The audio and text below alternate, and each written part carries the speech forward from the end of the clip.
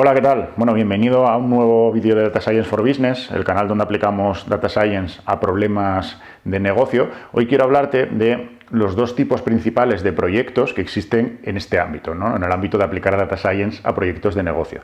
Realmente tipos de proyectos hay muchos y si has visto vídeos anteriores míos o, por ejemplo, en mi libro de Big Data para CEOs y directores de marketing, pues tengo un capítulo entero dedicado a casos de uso en los diferentes ámbitos, en ámbito de estrategia, de comercial, de riesgos, de operaciones. O sea, casos de uso hay muchos, pero al final, si buscas un poco las características comunes entre estos diferentes casos de uso, al final llegas a la conclusión de que realmente hay como dos grandes tipos de proyectos que hacemos en Data Science cuando estamos trabajando pues, de una manera aplicada, ¿no? a empresas y a negocios. Y esos dos grandes tipos es algo que yo llamo proyectos de tipo de discovery y proyectos de tipo de automatización.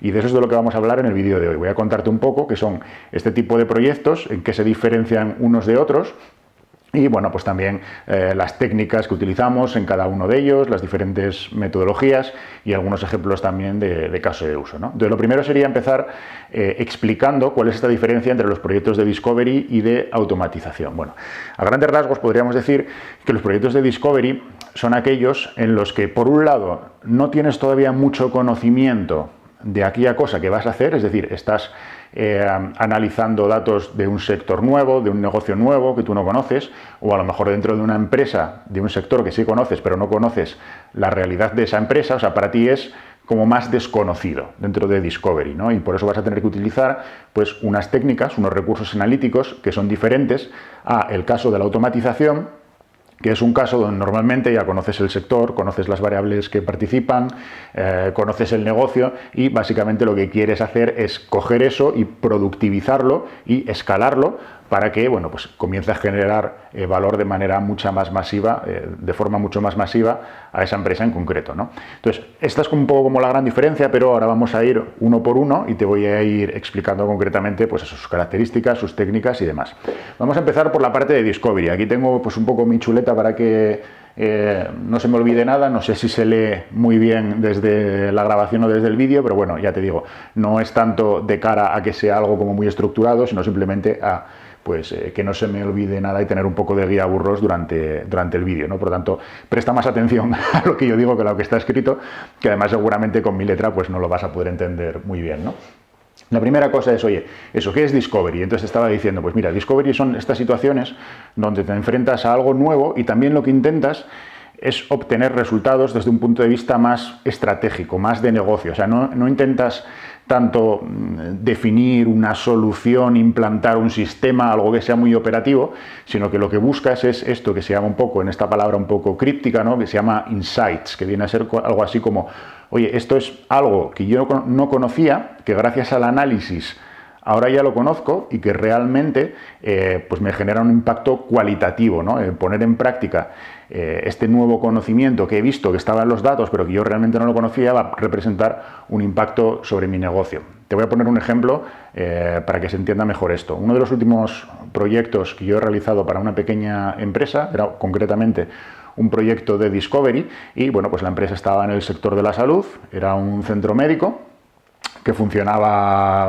bastante bien, sigue teniendo pues mucho volumen de pacientes y demás, pero bueno, pues querían hacer un trabajo analítico para, de una manera un poco más estratégica, entender cuál podría ser los próximos pasos que deberían dar pues en los próximos años, ¿no? Y qué cosas a lo mejor pues no estaban funcionando tan bien y se podrían mejorar.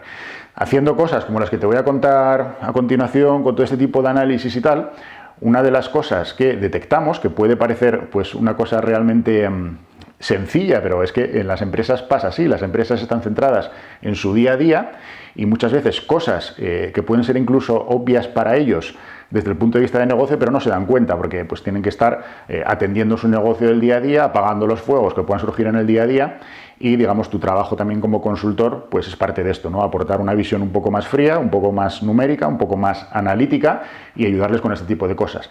Entonces, como te decía, una de estas cosas que identifiqué al hacer el trabajo de Discovery fue que, por ejemplo, el número medio de consultas por paciente, que había estado creciente hasta 2013, desde 2013 hasta la actualidad había pues empezado a decrecer de una manera pues bastante recurrente, ¿no? Entonces, bueno, pues esto cuando lo comenté con los responsables, lo que me dijeron es, bueno, sí, es verdad, tiene sentido y esto tiene una explicación, que es que antes el protocolo que utilizábamos, digamos, lo que era el tratamiento dentro del paciente incluía 4 consultas y a partir de 2013 hicimos un cambio de ese protocolo y pasó a tener 3 consultas.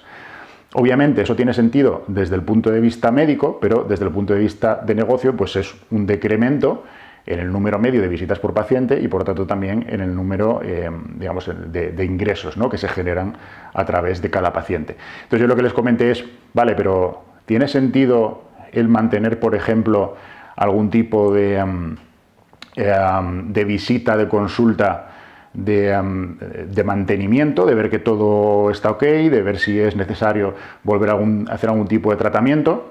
Y me dijeron, sí, pues la verdad es que médicamente eso tiene sentido. O sea, habría que ver al paciente pues una vez al año, una vez cada 2 años. Y le digo, ¿y lo estáis haciendo? Y dicen, bueno, pues lo estamos haciendo únicamente si es el paciente el que nos lo solicita. Y entonces le dije, bueno, ¿y por qué no ponemos una consulta un poco más planificada desde vuestra parte, si esto médicamente me estáis diciendo que tiene sentido y que es bueno para el paciente, de tal manera que podamos corregir un poco pues este decremento de las visitas medias por paciente? Ah, pues mira, pues tiene sentido. Bueno, pues eso simplemente puede pasar a que si la media de visitas por paciente es de 3 y te la llevas a 4, estás haciendo un 25% de incremento en tu facturación y al mismo tiempo también le estás dando mejor servicio a tus clientes, ¿no?, a tus pacientes. O otra cosa que también se vio en el análisis de Discovery es que era que el 80% de los pacientes únicamente tenían consultas en el mismo año en el que hacían su primera consulta. Es decir, básicamente lo que hacían era, iban, se hacían el tratamiento y después en los años subsiguientes ya no tenían más interacción con este centro, ¿no? Únicamente el 20% de esos pacientes pues venían los años siguientes.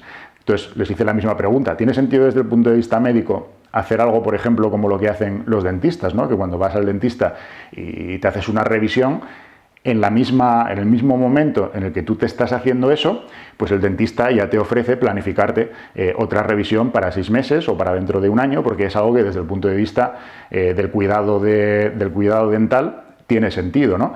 Desde el punto de vista comercial, si tú quieres hacer esa revisión mandándole al paciente un email o un SMS 6 meses después diciéndole que le toca, seguramente el paciente no va a acudir tanto como si en el propio momento que se acaba de hacer la revisión tú ya le dejas agendada esa reunión, el paciente ya sabe que tiene que pasarse a hacer esa revisión y lo único que haces después es recordárselo, ¿no? Entonces, bueno, pues son pequeñas cosas, pero que realmente tienen alto impacto en el negocio y que, como te digo, aunque parecen lógicas, muchas veces las empresas es que no están ahí, las empresas están en su día a día y haciendo este tipo de trabajos de discovery, pues se localizan estas cosas, ¿no? Después lo hablas con la persona, con el dueño del negocio, el dueño de negocio le pone la explicación de negocio y ves si tiene sentido hacer algún tipo de acción que corrija o que trabaje en esa línea. Entonces, de eso van los proyectos de Discovery. Entonces, ¿esto cómo lo hacemos o con qué tipo de técnicas hay que hacer esto? Bueno, pues tiene como 3 grandes fases, ¿no? 4 grandes fases. La primera fase sería la fase de filtrado, después la fase de estructuración, después la fase de análisis e insights, propiamente dicho, y después la fase de comunicación. En un proyecto típico, luego pues puede haber a lo mejor alguno que tengas que incluir alguna fase adicional o quitar alguna de estas que no aplique en ese caso concreto, ¿no? Pero en un proyecto típico empezarás teniendo que filtrar los datos. ¿Por qué? Porque normalmente estos proyectos de insights, como te decía, te estás enfrentando a algo que no conoces, por lo tanto lo primero que sueles hacer es intentar aglutinar toda la información posible que puedas tener y empezar a trabajar sobre ella para ver qué parte de esa información es útil y cuál no es útil. Es un poco como separar el trigo de la paja, o en términos un poco más técnicos, separar la señal del ruido, ¿no? Te pongo un ejemplo. Cuando una empresa empieza a trabajar con la información de redes sociales, y nunca había hecho esto anteriormente, pues ya sabe que ahí puede haber cosas concretas muy interesantes, pero el 99% de la información que vaya a procesar no le va a aportar nada de valor. El problema es que no sabes cuál es ese 1% que es el que te aporta valor, ¿no? Entonces tienes que intentar, bajo ese volumen masivo de información, pues ya desde un punto de vista más de negocio, decidir qué cosas son las que te interesan o no para ir reduciendo y no ponerte a analizar información que, bueno, pues ya sabes que directamente no te va a interesar, ¿no? Bien porque es de una geografía que no te interesa, tú te estás centrando en una geografía concreta, bien porque es de un tipo de cliente que no te interesa, te estás centrando tu análisis tienes en un tipo de cliente concreto, por lo que sea. De alguna manera lo que intentas es reducir la información y separar esa señal del ruido. Y eso lo hacemos, bueno, pues con técnicas de filtros básicos, que son simplemente, pues eso, ¿no? Filtrarme por geografía, por tipo de cliente, por lo que aplique, filtros muy sencillitos. Temas de calidad de datos, también prefiltrar toda aquella información que no porque no sea interesante, sino porque no tiene la calidad suficiente, no te va a generar valor. Sobre esto tengo un vídeo propio de calidad de datos, por lo tanto no me voy a extender mucho en esto, te animo a que consultes ese vídeo, en el cual doy también unas pautas bastante interesantes.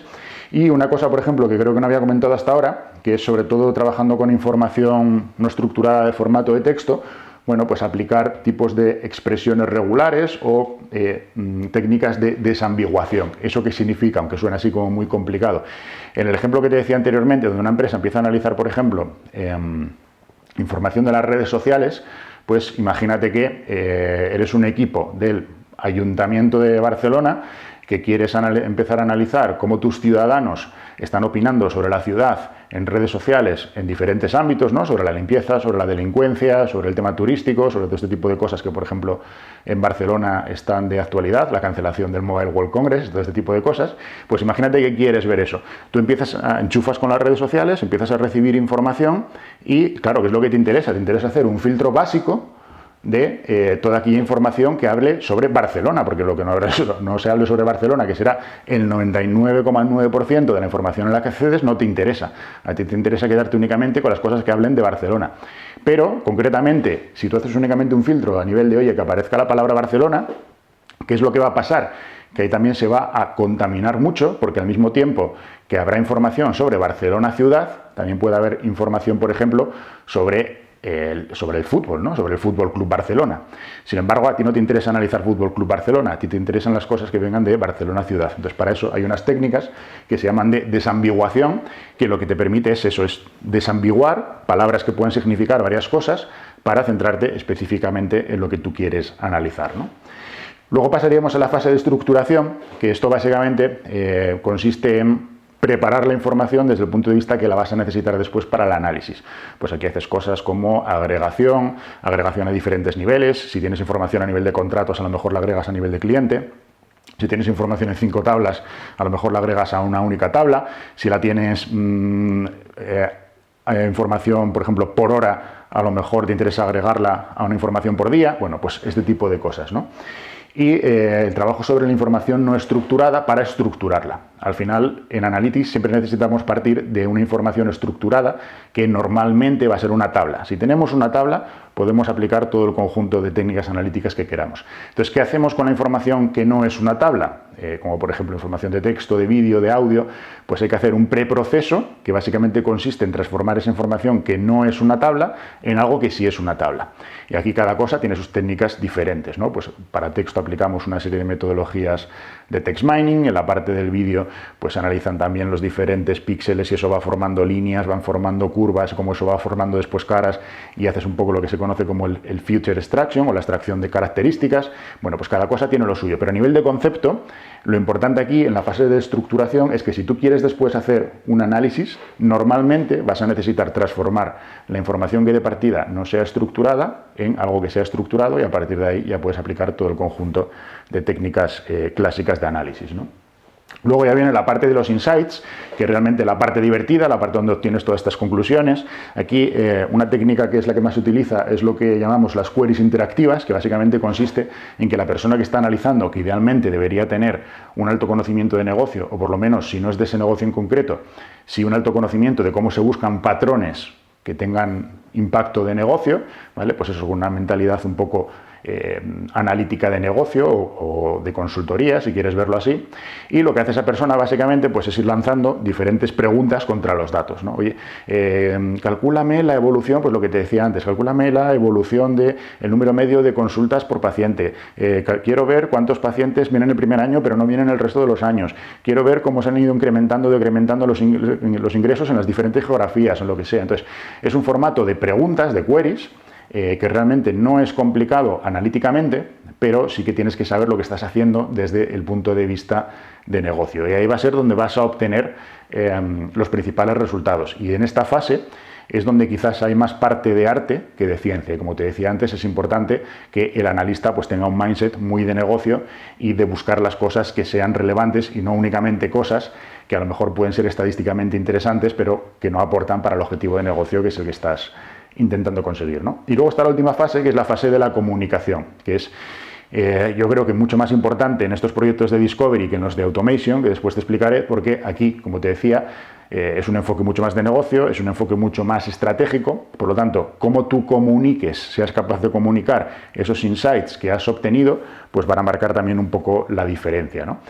No te voy a hablar de las cosas que son un poco más soft skills, que no aplican tanto al ámbito analítico, ¿no? De lo que puede ser el ser un buen comunicador, el tener capacidad de exposición clara de los conceptos, de las ideas, liderazgo, seguridad. No te voy a hablar de este tipo de cosas porque no es del ámbito que nosotros estamos hablando, sino que cómo hacemos la comunicación desde el punto de vista analítico. Pues principalmente las técnicas que utilizamos son estas dos, ¿no?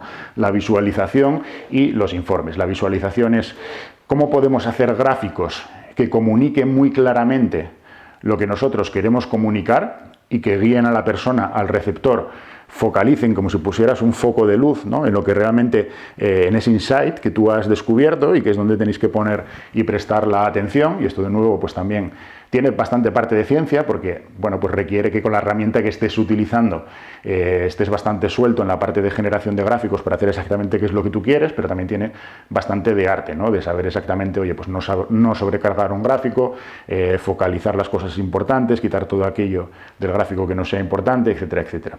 Y luego la parte de informes, que lo meto también, no para hacer un informe del estilo de copio, pego los resultados que me van saliendo de la herramienta analítica, copio de R y me lo pego en un PowerPoint. No voy por ahí, ¿no? Lo que quiero resaltar en este caso es que pues actualmente las herramientas sí que nos permiten tener más eficiencia a la hora de desarrollar todo el tipo de informes y de comunicación final. Por ejemplo, existe una cosa que se llama los notebook en la mayoría de las herramientas analíticas, que es un formato en el cual tú al mismo tiempo que, digamos, vas haciendo tu análisis, te van apareciendo los resultados, pues, digamos, en la misma página donde tú vas desarrollando tu análisis y tu código, van saliendo todos los resultados, de tal manera que si luego al final quieres pasar eso en un informe, pues únicamente tienes que exportarlo y no tienes que estar perdiendo el tiempo en hacer copias y pegas y todo este tipo de cosas que muchas veces nos lleva más tiempo que el propio análisis, ¿no? Por ejemplo, sabes, normalmente en este canal yo siempre trabajo con R y este es uno de los motivos por los cuales a mí me gusta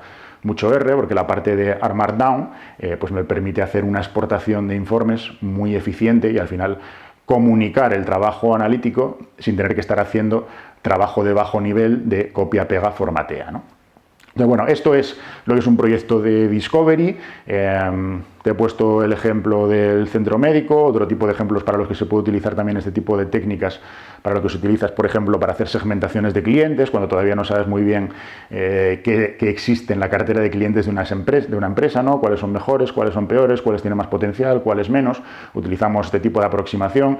Cuando quieres hacer, por ejemplo, un análisis geográfico para una empresa que quiera aperturar nuevas tiendas o que quiere cerrar tiendas u oficinas en zonas que no tienen tanto potencial geográfico, para hacer, por ejemplo, análisis de la contribución dentro de las redes de ventas de cada uno de los comerciales, de cada uno de los agentes, ver cómo se está comportando aquello. Bueno, pues entiendes un poco el concepto, ¿no? Todo lo que es no está, digamos, muy cerrado, muy estructurado, sino que tiene un alto componente de negocio y lo que quieres hacer es meterte ahí y obtener todos esos insights que puedas para después transformarlos en acciones que comuniques, un poco siguiendo todo este flujo y eso después pues genere impacto para la empresa, ¿no? Entonces, esto es, digamos, la parte de Discovery. Y luego tenemos el otro tipo de proyectos, que son los proyectos de automatización, que es un poco lo contrario o lo complementario más bien, ¿no? Puede haber veces que únicamente el proyecto sea un proyecto de Discovery, puede haber veces que el proyecto sea únicamente de automatización y puede haber otras veces en las cuales hagas las dos partes. Hagas primero una parte de Discovery,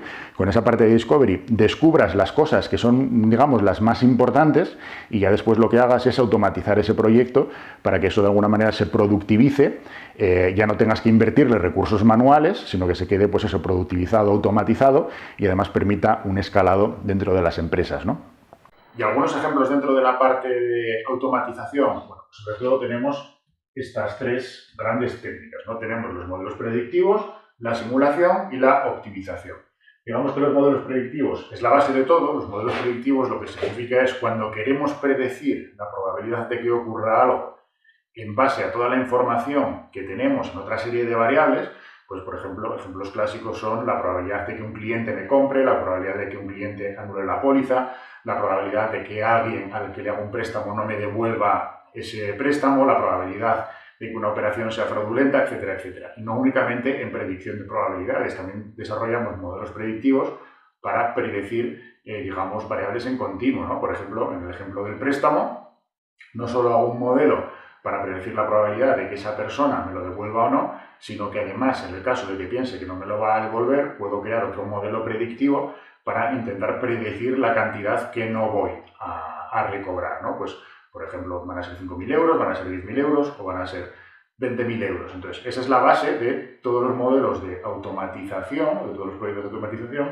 que son los modelos predictivos. En Data Science for Business tenemos un poco nuestro curso estrella, que es el que se llama Machine Learning for Business, en el cual desarrollamos desde el principio hasta el final todo el proceso, con todos los métodos, con todos, digamos, los pasos y los algoritmos y los códigos que vamos a necesitar para desarrollar un proyecto de modelos predictivos, porque, como digo, es la base de todo el ámbito de automatización, ¿no? Después, ¿qué tenemos? Tenemos la simulación. La simulación lo que hace es ir un paso más allá y, utilizando los modelos que hemos desarrollado en el punto anterior, normalmente lo que se hace es construir alguna aplicación de usuario donde sea el usuario el que puede tocar ciertos parámetros y en función de esos parámetros se simula y, como decía antes, utiliza los modelos predictivos que tiene por debajo para generar pues la salida esperada bajo ese escenario que ha definido el usuario, ¿no? Por ejemplo, en el caso de la probabilidad de impago de un cliente, podemos simular, oye, si este cliente en lugar de tener una nómina de 2.000 euros tiene una nómina de 3.000 euros, ¿cómo afecta esto a la probabilidad de impago? O si este cliente ha tenido impagos anteriores o no los ha tenido, ¿cómo va a afectar también esto, ¿no? Eso sería algo que el usuario de negocio, que no tiene por qué saber nada ni de Machine Learning, ni de Data Science, ni de nada, simplemente está utilizando su aplicación, introduce los valores en el sistema, en este caso, oye, pues mira, nómina de 3.000 euros y no historial de impago anterior, y con eso te calcula cuál va a ser la probabilidad de que ese cliente pues, entre en impago o no entre en impago, ¿no?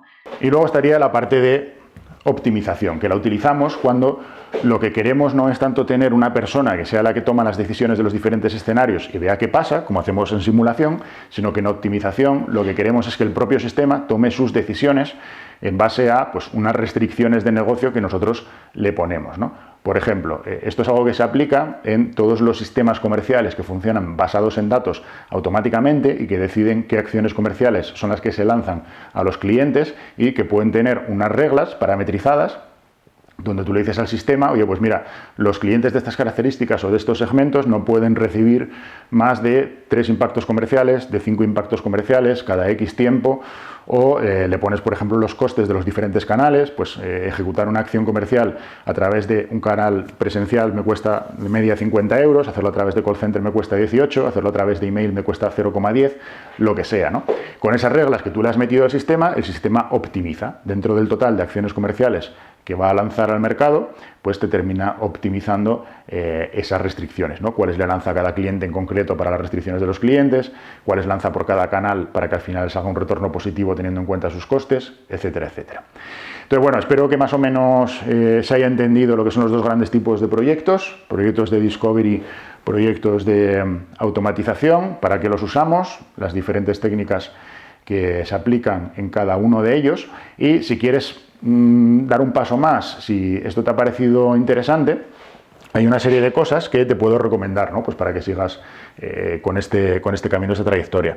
Desde el punto de vista de Discovery, una vez que ya he explicado ahora lo que es, digamos, conceptualmente un proyecto de Discovery, posiblemente el próximo vídeo que saque va a ser un vídeo donde hagamos un ejercicio de Discovery, lógicamente muy sencillito, sobre algún tema que esté de actualidad, pero por lo menos para trasladar o que veas en la práctica, ¿no? Y haciéndolo sobre R, para que veas pues, cómo vamos aplicando estas diferentes fases, cómo hacemos filtrados, estructuras, insights, parte de comunicación, etcétera, etcétera. Como te digo, con algo sencillito, pero para ponerle un poco de práctica también a esta teoría. Entonces ahí permanece atento al canal, porque pues ya te digo, posiblemente si no hay algo por el medio que me lo cambie, que me cambie la idea, el siguiente vídeo que sacaré será sobre eso. Luego también estoy en las últimas fases de terminar un curso que va precisamente orientado a enseñar al alumno todos los recursos analíticos necesarios para hacer este tipo de proyectos de discovery, ¿vale? Entonces, ¿cómo hacemos esto? Dentro de un enfoque de Data Science profesional, dentro de un enfoque de Data Science moderno, utilizando pues, los paquetes más modernos actualmente y que más se utilizan en la realidad para este tipo de proyectos. Y esto, bueno, pues creo que lo lanzaré en las próximas semanas. Este vídeo lo estoy haciendo a finales de febrero. Yo creo que pues sobre marzo estaré lanzando este curso, por lo tanto, si piensas que es algo que te puede interesar, pues permanece también atento, y si estás viendo este vídeo después de marzo, pues seguramente ya estará en el mercado, ¿no?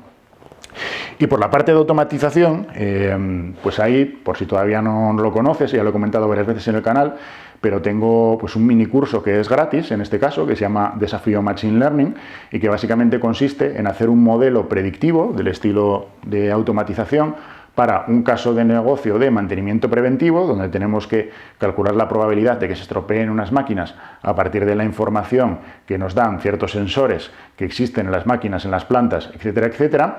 Y bueno, pues es un mini curso que dura 7 días, está pensado para que durante el periodo de una semana pues hagas tu primer modelo predictivo. Aunque nunca hubieras hecho antes un modelo predictivo, no te preocupes, porque a través de 3 vídeos pues yo te voy a ir guiando en el paso a paso de cómo vamos haciendo todos los análisis, cómo los vamos interpretando, e incluso pues también te facilito el código ya escrito para que por lo menos en una primera pasada te lo puedas hacer, digamos, sin ir picando tú el código, y si después ya te quieres animar porque ves que te parece asequible, incluso aunque nunca antes hubieras trabajado con herramientas analíticas, pues puedes ir replicando también el código que yo te voy a facilitar. Entonces ahí te facilito los vídeos con las instrucciones, te facilito el código, es totalmente gratuito. Si te quieres apuntar, desafioml.com, ¿vale? Viene de desafío Machine Learning, porque es un reto en el que te reto a que hagas tu primer modelo de Machine Learning en 7 días, y por eso le he puesto ese nombre, entonces desafioml.com.